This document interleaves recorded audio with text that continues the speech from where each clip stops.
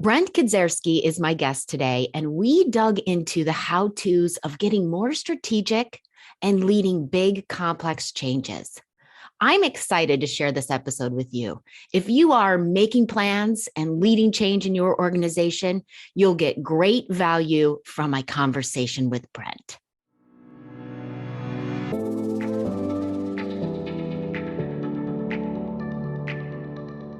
Welcome to the Courage of a Leader podcast. This is where you hear real-life stories of top leaders achieving extraordinary results. And you get practical advice and techniques you can immediately apply for your own success. This is where you will get inspired and take bold, courageous action. I'm so glad you can join us. I'm your host, Amy Riley. Now, are you ready to step into the full power of your leadership and achieve the results you care about most? Let's ignite the courage of a leader.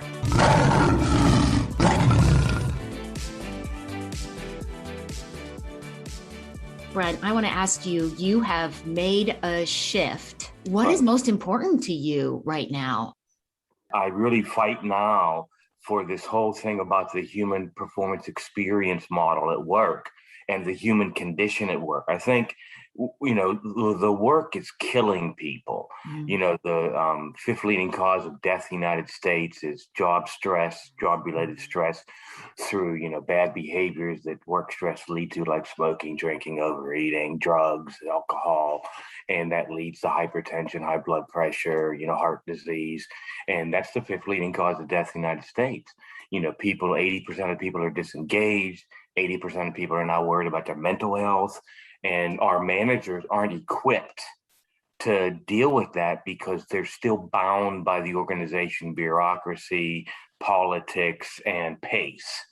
And so these are things that just have to change. Just reading something on the war for talent, the book came out by the McKinsey principle back in 1997 or 2001. And, companies have had over almost a quarter century to deal with the war for talent, and they haven't done a thing really of perfect consequence. So, what's it going to take to move them along and look at the human condition at work? Because now we've got this whole thing about the Great Resignation, and we've got all of these things. So, it's just the companies aren't equipped. And I have a philosophy that says the companies of the future, like Shell, will have all the average employees. These are the people that are not outgoing enough or employable enough to go out and get more gig-type jobs that they can set their own demands, and they'll be stuck to the corporate confines. So the organization will be having a nice diversity platter of people for the record keeping, but they're going to have a lot of people as well that are just stationary and don't have the legs and arms to leave the company. So they have to suffer the toil and agony of bureaucracy, politics, and everything else that comes with toxic organization. I have with me today Brent Kedzierski. We have known each other for a couple of years. I interviewed Brent for the Courage of a Leader book. I'm always impressed with what he has to share. He is a thought leader and an expert in large-scale global transformation. Brent is a dynamic and sought-after keynoter and author. He has been featured in prominent publications, including Harvard Business Weekly, Chief Learning Officer, and BBC News. As former head of learning strategy and innovation at Shell, Brent led many of Shell's most critical global transformation initiatives and drove Shell's aspiration to be a world-leading learning organization.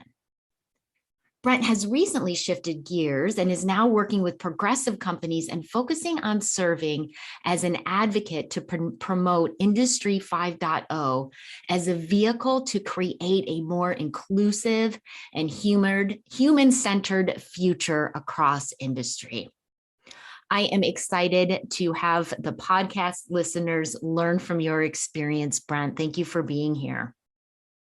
Hi, Amy, and thanks for having me. It's great to be with you, and it's been great working with you over the last few years. And congratulations once again on your book, Courage of a Leader. I certainly enjoyed it, and I hear and continue to hear how well it's doing. So great for you, Amy. Thank you, Brent. Glad to have you included in the book. So let's look back at your experience over the past decades. Having led global organization-wide transformation initiatives, what are lessons that you've learned that you could offer to other leaders? That's a good question. My entire career has been being a transformational leader. I was really the global transformation person at Shell for the HR function.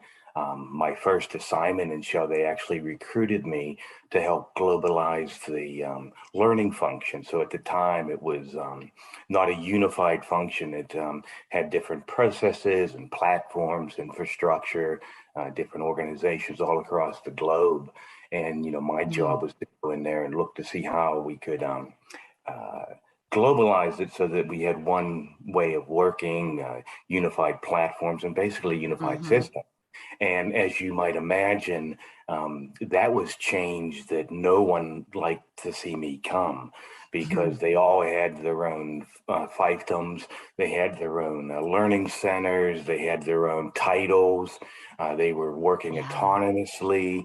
And so when they saw me coming, who's this new guy coming in to change the way I've been doing my job here for 20, 30 years? So it was really about a couple different things. And I've learned these things throughout my time, not only at Shell, but prior to that. And it's always, really it's about database decision making. You look at opportunities and you frame those through a lens of, what are your givens? What are your facts? What are your assumptions? What are those things that you're working at starting from? And you will always start with this thing called an arc of drama. So anytime, it's just like a movie or a play or anything like that, you've got an antagonist and a protagonist. So you've got somebody that wants to change the status quo, and then you've got a whole bunch of antagonists, whether they be processes, systems, preferences, whatever those things might be, that are kind of fighting to keep the status quo the same. And again, that's because so many people had a built-in bias. It's been their mental model. It's been the way it's always worked. They might have vested interest in, not changing what's there, because they might have had a hand in creating it. So you've got all those kind of things to work with. And then as you introduce something new, it's always about accelerating into the pace of change. So this is going into a new space, an unknown. And, the unknown is a very dark place. You can't see the light in the unknown. And that's why, scary movies are always in the dark, and people are hiding in the bushes and things like that. That's what makes things scary, is you can't see them. Same thing in organizations. So all these things, whether it's technology changes or people changes or process changes, because you've never seen them work, and because they're new to you, everybody fears them, and because they're not tested. So then you get the people saying, well, we tried that before, or something like it didn't work, or we're unique, or it won't work here because, XYZ is a restriction, or we're different. It's harder to make money in this part of the business versus that part of the business. So everybody's going to come on into it with their own unique optics of how they see their part of the world. And so when you try to globalize something, you're trying to make everybody kind of see it in a more open light. And again, they're coming at it from their corners of the world. So you've got to learn how to bring those people together. So, you'll make those trials, and you'll have your bumps and bruises, and you'll have a climax where, people want to give up or say, look, I told you so, it's not going to work. And then you fight through it. And that's through the fight. That's where you get your greatest learning. That's where you you learn how the unknowns can help you. So whether it's technology, whether it's, we didn't know about bandwidth or restrictions of the cloud, or, the cost of something new, you learn all those things, and then you kind of go down the curve where you have falling action, where everything's working out, and then you can have basically your celebration because you created a new status quo where people can see the benefits. And so this is why you start with this database of where are we at today. Whether it was in Shell when I would do things, we had 26,000 different reports, or 2,500 individual writers or users, and you look at all the things that are inefficient and why, and then you say, well, what's the benefit of changing these things? And again, remember, everyone wants, it's always about someone wanting to control something or not being controlled. So it's how do people feel they're going to lose control or be controlled? And that's what you have to look in the change model. Just basically how people are psychologically going to look at that. Yes. Okay. So Brent, I'm hearing lean on the data.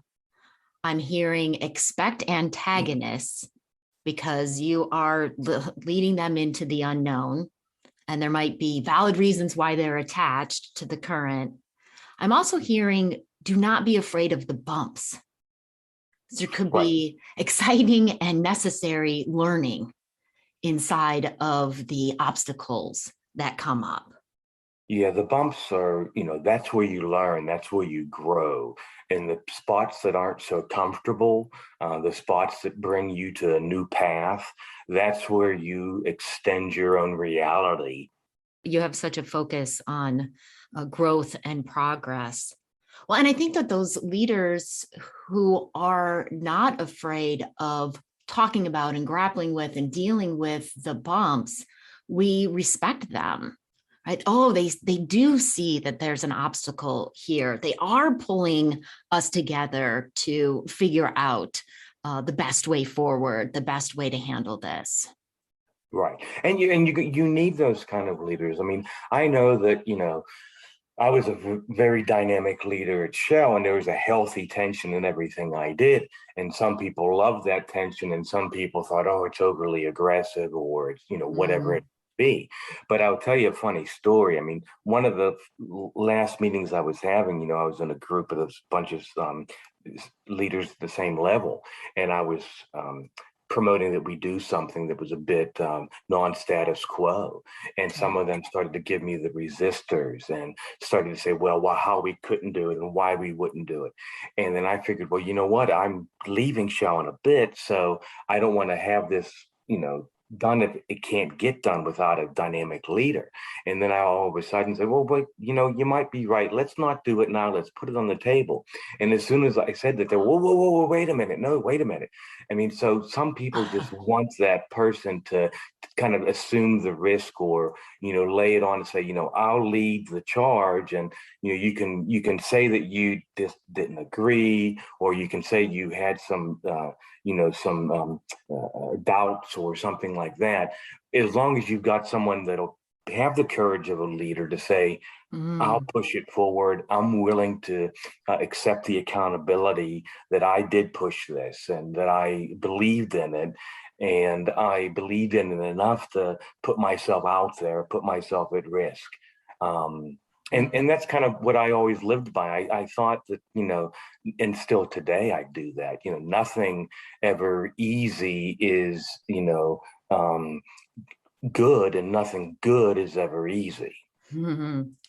That is an interesting story, Brent. So maybe some of those antagonists out there are actually respecting and admiring the courage they're seeing from the leader taking the reins.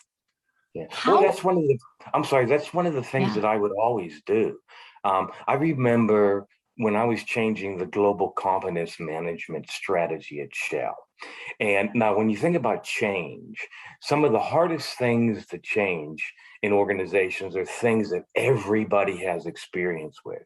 So everybody in the Shell organization had experience with competence management because it was done with most every employee, and they all had development discussions, they all had competence maps, they all experienced all of the elements of the process. So because they all experienced, obviously they all felt they were experts because they had their own intimate point of view and experience with those processes. So when I was trying to change the process and using data and logic and a lot of other things to, reshape it, everybody had their point of view. Everybody had their opinion. Everybody had experience with good development discussions and bad development discussions. So I was going against the sea of an entire workforce that had a deep level of experience and bias and perspective. And that's when I really leaned in to listen to people, to understand their experience, because I got some of my best insights and my best energy for moving the path forward from my biggest resistors, those people that were adamant about their experience and they had a full heart into what they believed in. Those people gave me the greatest insights that I used to fix the process. I love that because I think it can be easy for leaders who are driving a change to focus on influencing the advocates, the people who are already on board. Let's go where we've got support and start the charge there, and not go and seek out time with the resistors, the antagonists. And that's where you might learn what you need to learn to have the initiative ultimately be successful. Right. I think most of life is always the Pareto principle. It's the 80-20 rule. You'll find that in most things. I've learned when it comes to global transformation, change management, it's always the rule of thirds. I've got a third of the people that will agree with what you want to do, a third of the people that are somewhat indifferent, and they'll go either way depending on what the other two thirds do, and then you've got the third that are the entrenched resistors. And I really, once I get, and again, I've always used my change management model for four things. One, create a shared vision. Two, show that there truly is a sense of urgency, because if you don't do that, you might as well not do anything. And then three, take a deep, hard look at your organization in terms of organizational capability. And there's really two types of capability. There's the intellectual capability. Is your organization actually ready intellectually to make this level of change on a global basis? And do they actually have the resources, meaning the people, the money, the infrastructure to do it? And then the last thing is you want to have actionable, concrete first steps to move you along. And when you don't have those things, if you have missing any one of those, it'll fail, because you'll have something. If you don't have a shared vision, for example, you'll have mixed messages at the end. Or if you don't have organizational capacity, you'll have dips in failure and acceleration.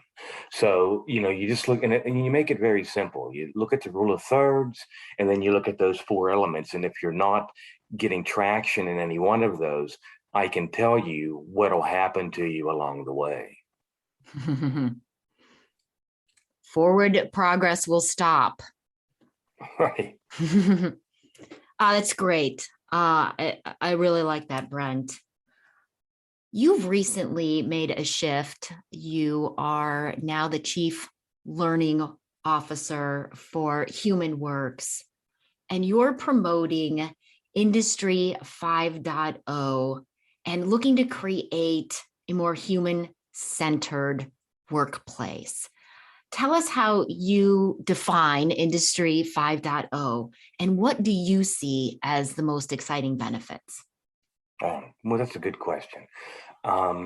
So, I've got over 30 years of experience in this field of human performance, organization development, change management, and basically people development.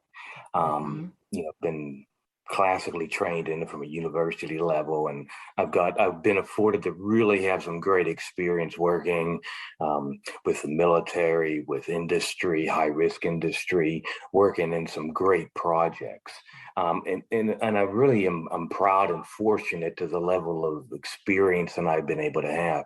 And then to top that off with 20 plus years in Shell, working matrix global complex environment has really been beneficial to me. And I've seen a lot and I've been able to do a lot. and what I noticed is when we started to do a lot of the digital transformation in Shell, we were digitizing and we were really leaning into digital. I mean, we had a goal to get, harvest $2 billion worth of benefit from digital. And we were, looking to that automation of our plant to make the lights out, the people as factories.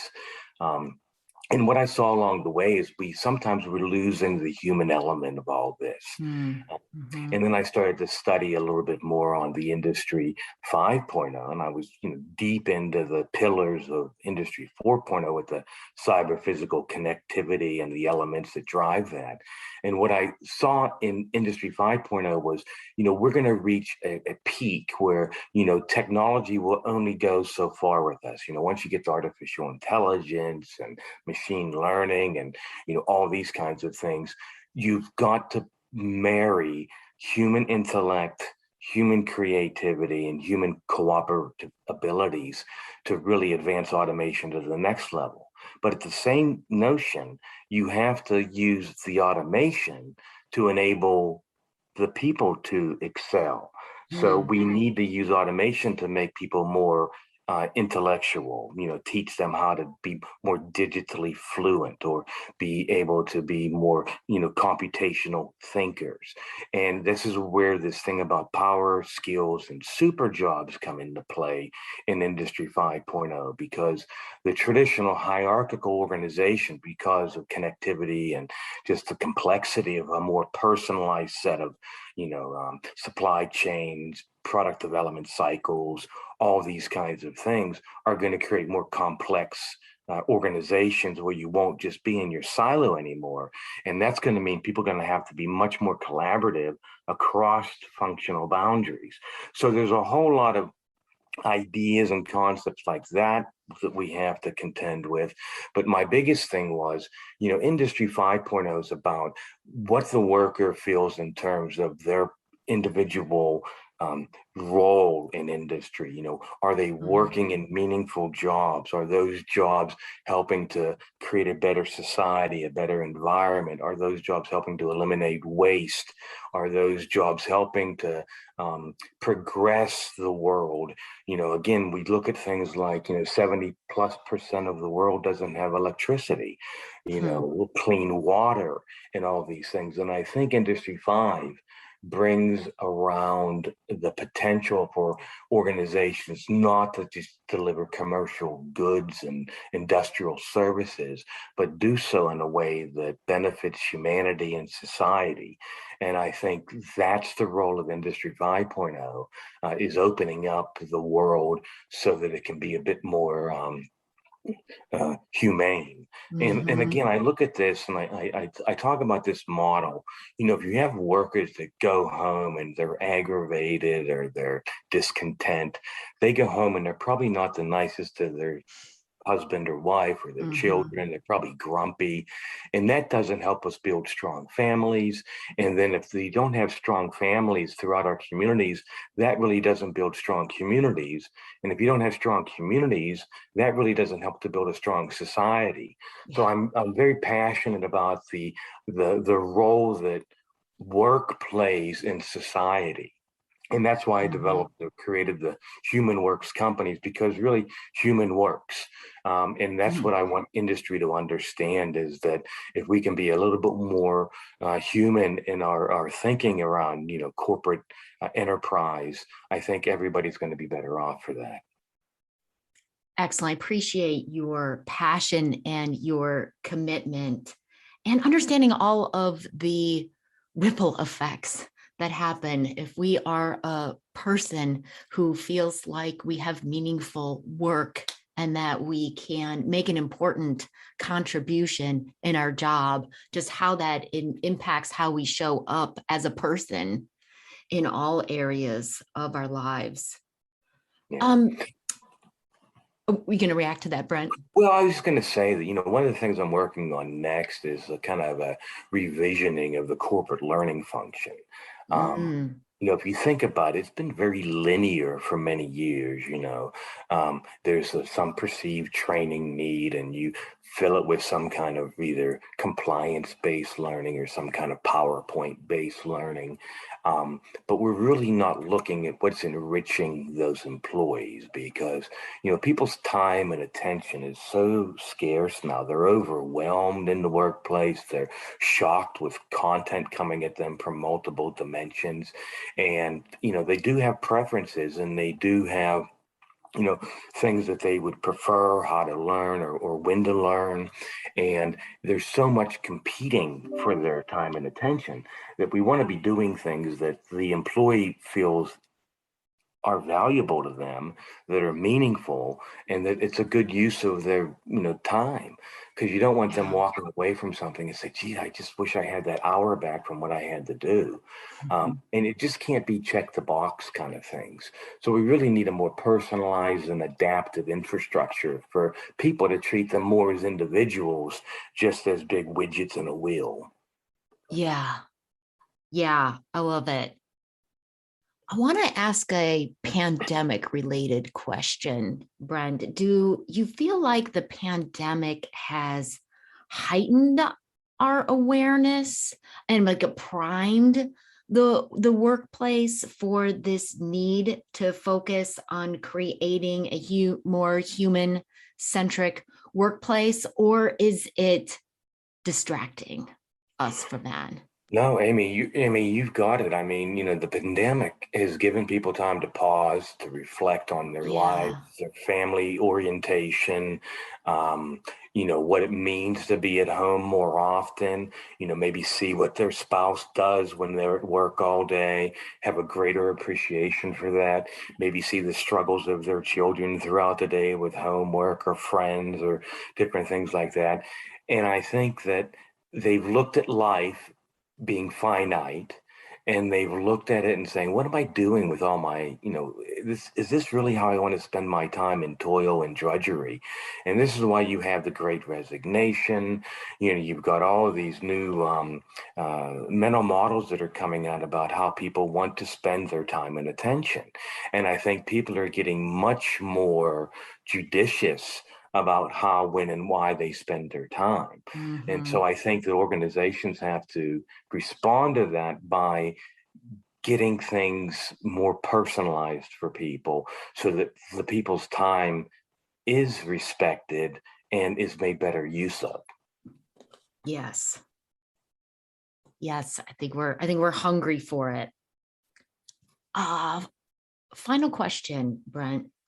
For the leaders out there who see a possibility to make a change in their organization, in their community, and how do they get started with that? They want to do something big. It's overwhelming. They're trying to figure out how to get their heads and their hands around it. Where do they start? Well, I think you have to always start, the biggest pain points for the employees. I think a lot of organizations out there are starting to see that they've got retention issues, they've got engagement issues, and these are leading indicators. Um, well, actually, probably lagging indicators of problems that they've got throughout their organization. The idea of developing personas for workers is a couple years old Mm. now, where you're Hmm. looking at, a day in the life of the employee, and what are the struggles that they deal with, and, what are their pain points, and how do you remedy those? Um, the organization cultures are shifting, because really what you want is more worker enablement. So I look at these environments to create more worker enabled environment with more control by the worker, of what they do, when they do it, how they do it. This idea about being more concerned about, the worker getting their work done than where they get it done, things like that, or what time they get it done. As long as they're in control of getting it done to the needs of the organization. So there are a lot of the things that I'm seeing about more autonomy for workers, these things like the citizen development of their own solutions. For example, one of the things in Shell that I thought was great and we were really having great success with was this Microsoft Power BI apps, where workers could actually, address the problems that they see in their workflow with technology that they could do themselves. So you didn't have to send it up to the White Ivy Tower and have some, big five consulting firm come in and, build some solution and, a year later give it to the workers and they look at it and say, well, who did this and why should I use it? So it's really about that. It's giving them relevance, it's giving them autonomy, it's giving them greater control, and it's giving them the resources that they need. So there's a lot more deeper things to that, but it's a function of making the work meaningful, giving them the right tools and support, giving them a psychologically safe environment.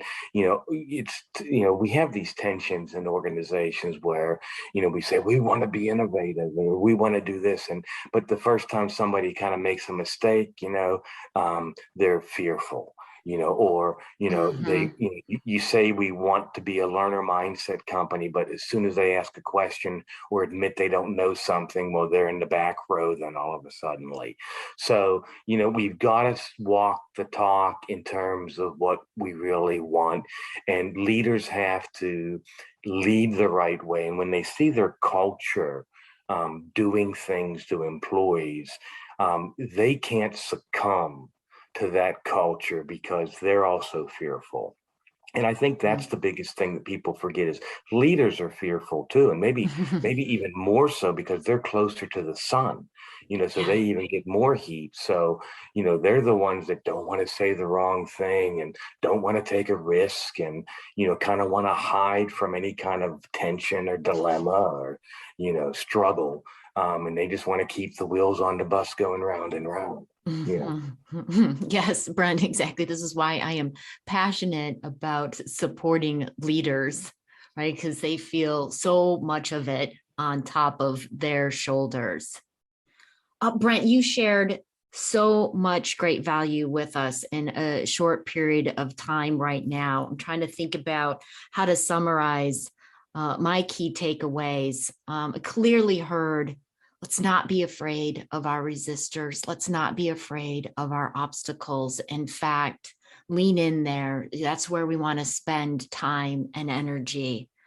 I also love be really clear about the vision, where you're headed, big picture, but also having those next step, those near-term actions that people can take and get involved with. Really making sure you're giving the employees the tools and the support to get involved. So what's next for you, Brent? Well, that's a great question, and thanks for asking. As I look at Workforce 2022, I think to myself, is it a tipping point or a negative tipping point or an inflection point? So, 2022, we continue to see this flow of data like a river that's surging, improving. The workers remain dissatisfied with today's ideal work. This mass resignation that's underway is simply a symptom of a more profound set of issues that I'm beginning to look into. So we're at a crossroads, I think. It's, will we navigate what seems to be a very negative tipping point, or will we hit our inflection point with a positive trajectory relative to, our ideas about work? So I just think it's time that we reshape our basic and fundamental beliefs and assumptions about, what's the human role in work, and reshape what work should look like and what it should feel like within organizations, and who's going to decide that. So I would ask folks that are listening that they can join me on this journey to unpack what I call an impact of 6 generations of industrial culture setting, and just see some recent thoughts that I put out there on the topic and the links that you'll provide hopefully on the show notes. Yeah, absolutely. In the show notes, you will find links to 3 thought-provoking articles that Brent has written recently. So please check them out, because I think Brent is exactly right. We're at a tipping point here. Thank you, Brent, for spending time with us on the Courage of a Leader podcast. Appreciate all of the great insights that you've shared from your experience over the past decades. Well, thanks, Amy. It was great to talk to you and spend this time with you. And I'm looking for more connections with you as we progress through this little journey of life. Me too, Brent. Thank you. Thanks Bye-bye. everyone for listening.